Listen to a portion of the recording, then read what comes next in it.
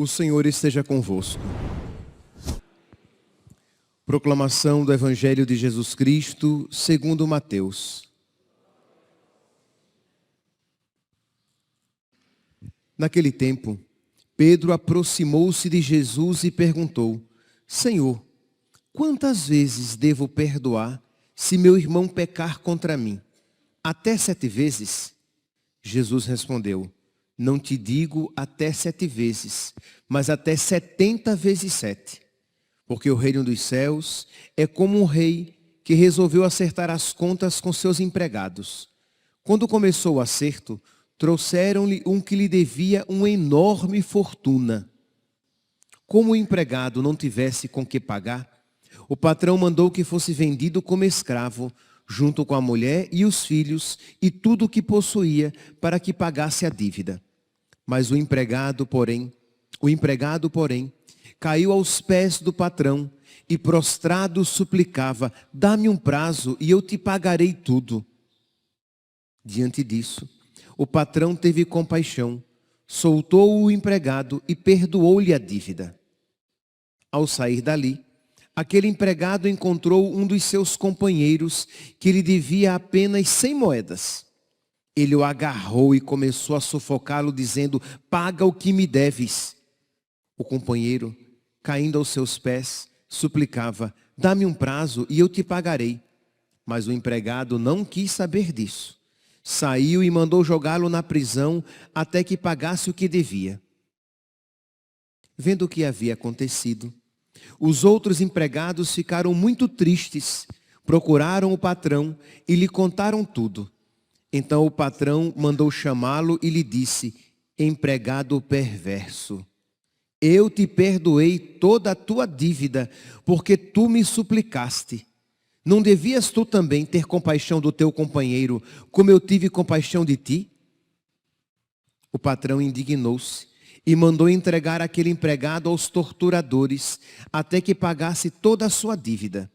É assim que meu Pai que está nos céus fará convosco, se cada um não perdoar de coração ao seu irmão. Ao terminar estes discursos, Jesus deixou a Galileia e veio para o território da Judeia, além do Jordão. Palavra da salvação.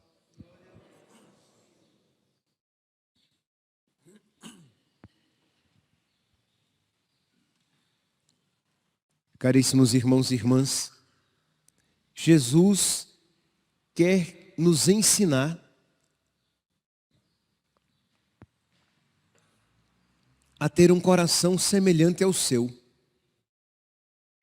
Nós precisamos ouvir este relato do Evangelho e que faremos uma relação com a vida de São Maximiliano Kolbe e pedir a Deus essa graça para nós, de que nós tenhamos um coração semelhante ao de Jesus, para que nós sejamos uma bênção para aqueles que convivem conosco e possamos alcançar a salvação da nossa alma.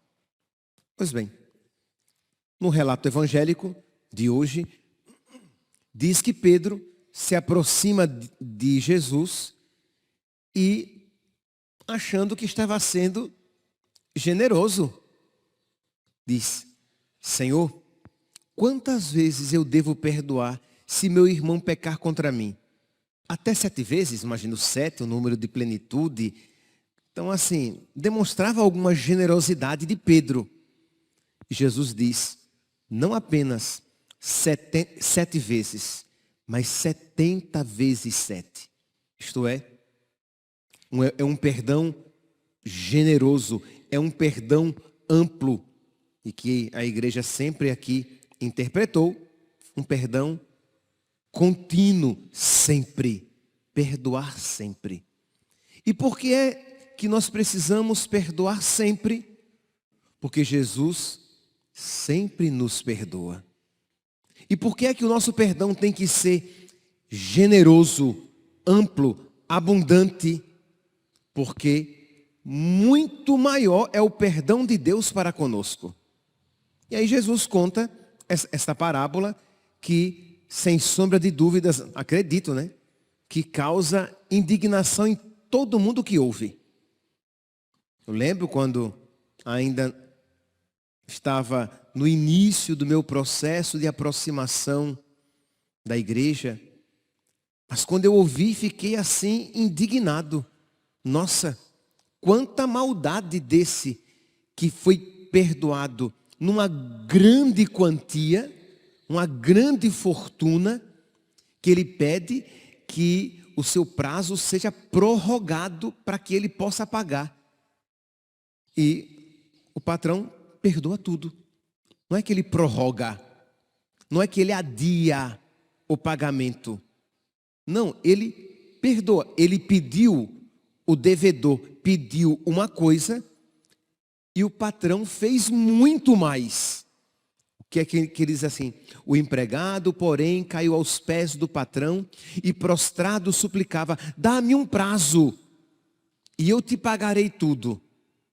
Ele não pagaria, gente. A dívida era muito grande. Ele devia uma grande fortuna. E diz que diante disso, o patrão teve compaixão, soltou o empregado e perdoou-lhe a dívida. Fizestes muito mais que prometestes. Deus faz mais do que a gente espera. Deus faz mais até do que aquilo que Ele mesmo promete. E o que isso deveria gerar no coração deste empregado perdoado? Compaixão, misericórdia. Mas ele encontra um companheiro que lhe deve infinitamente menos. E aquele que lhe deve, lhe diz as mesmas palavras. E ele não age de uma maneira semelhante ao seu patrão. E o que é, meus irmãos, que Jesus quer nos ensinar contando-nos esta parábola? Que assim como aquele empregado perdoado deveria ter um coração, uma atitude semelhante à do seu patrão, nós, perdoados e amados, devemos ter uma atitude semelhante à do nosso Deus, à de nosso Senhor. Tende em vós os mesmos sentimentos de Cristo Jesus.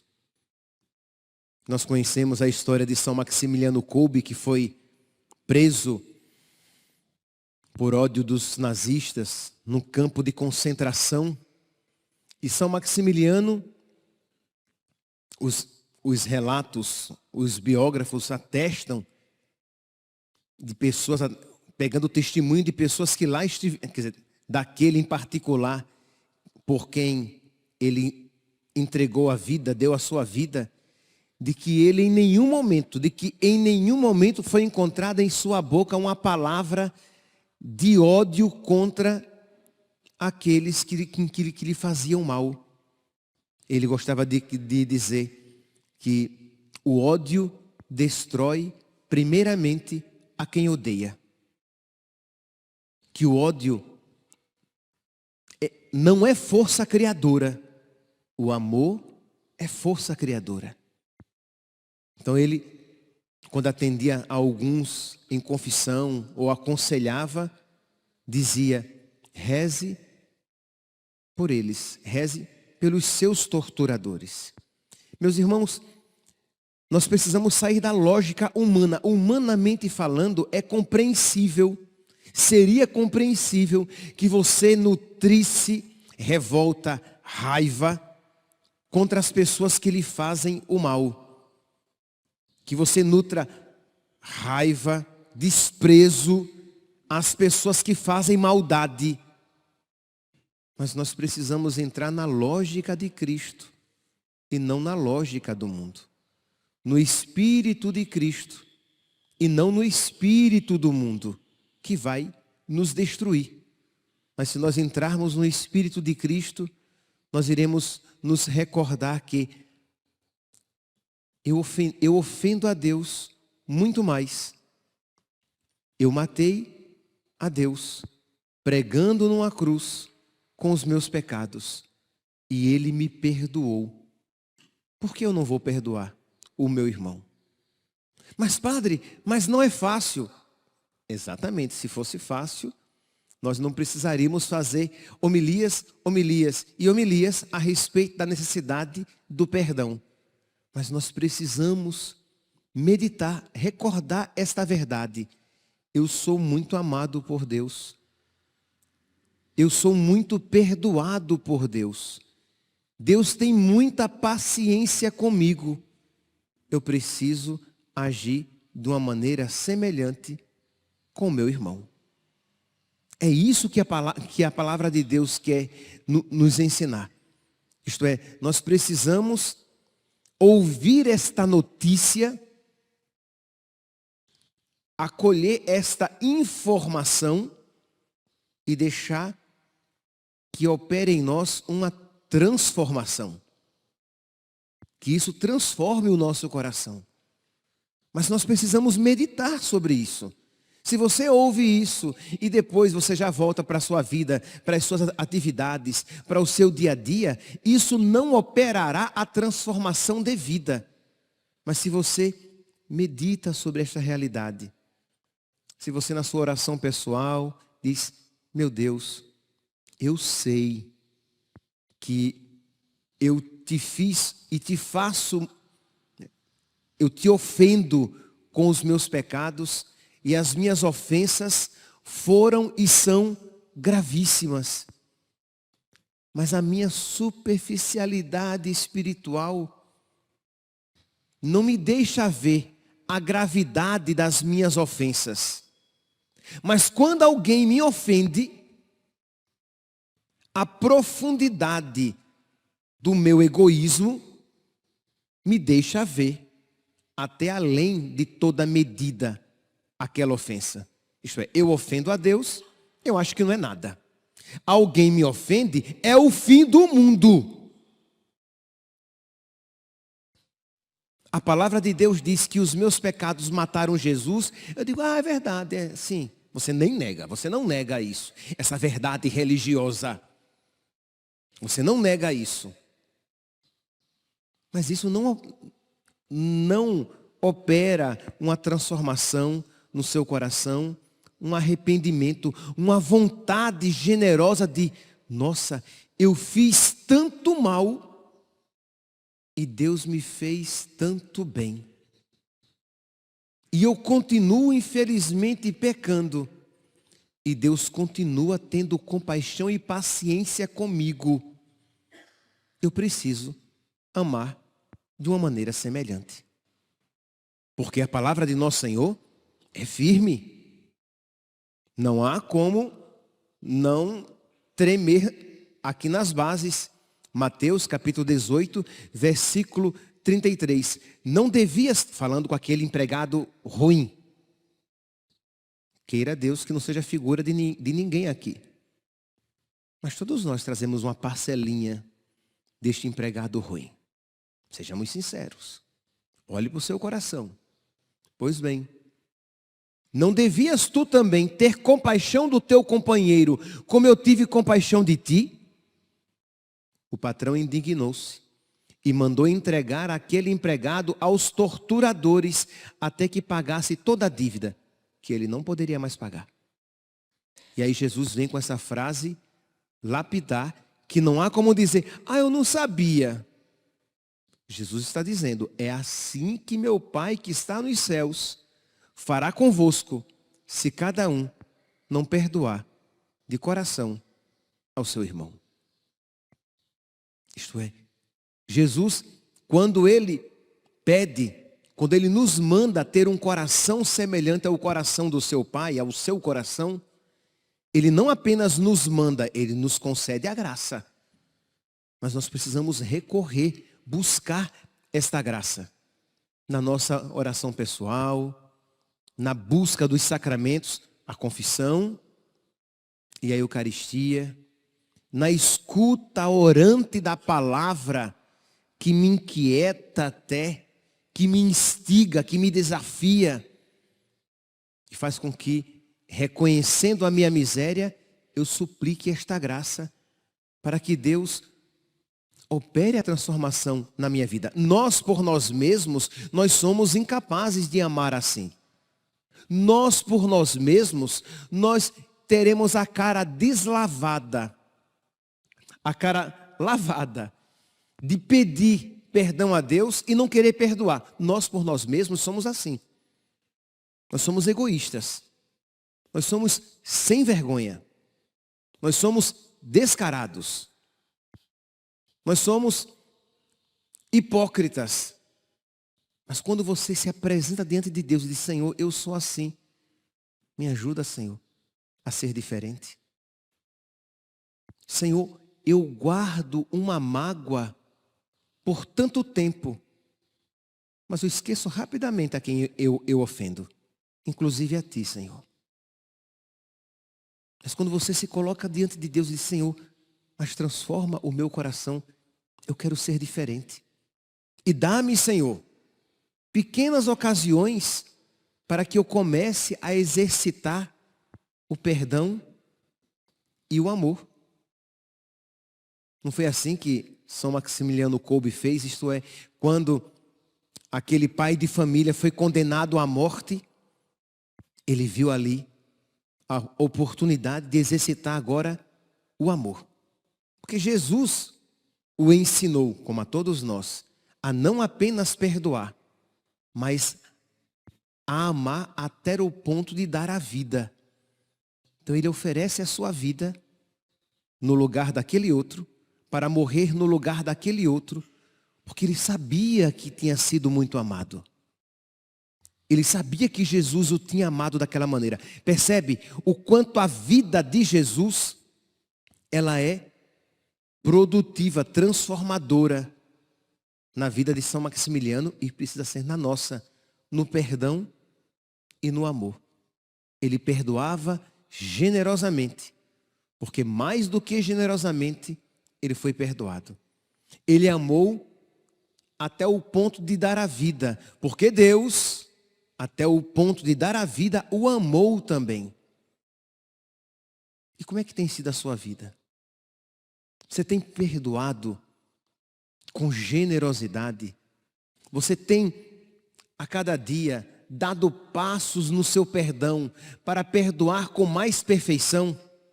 Pode ser que no início você perdoa rezando por aquela pessoa. Já não lhe deseja o mal. Já não lhe deseja o inferno. Mas eu não suporto nem olhar para a cara dela. Mas eu rezo por ela. Mas você não está satisfeito com esse perdão ainda. Você pede a Jesus que coloque no seu coração os sentimentos dele. E não é assim que ele nos perdoa, né? Tá bom, Verlan, eu te perdoo, mas não quero nem olhar na tua cara.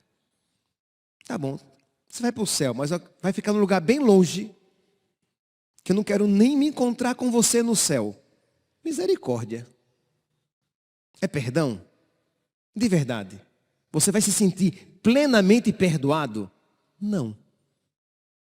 Então, mas quando você pensa em aplicar isso à sua vida e olha o seu universo afetivo, você diz: eu não consigo perdoar assim. Você vê todas a luta, a bagunça afetiva que existe no seu coração, as paixões, os seus desequilíbrios interiores. Então você pede ao nosso Senhor que Ele vá transformando. Então primeiro é aquele perdão, que você não deseja o mal e até reza por ela. Depois um perdão mais profundo, em que você tem compaixão daquela pessoa, olhando-a como uma pessoa ferida de pecado também, tão parecida com você, com os seus pecados.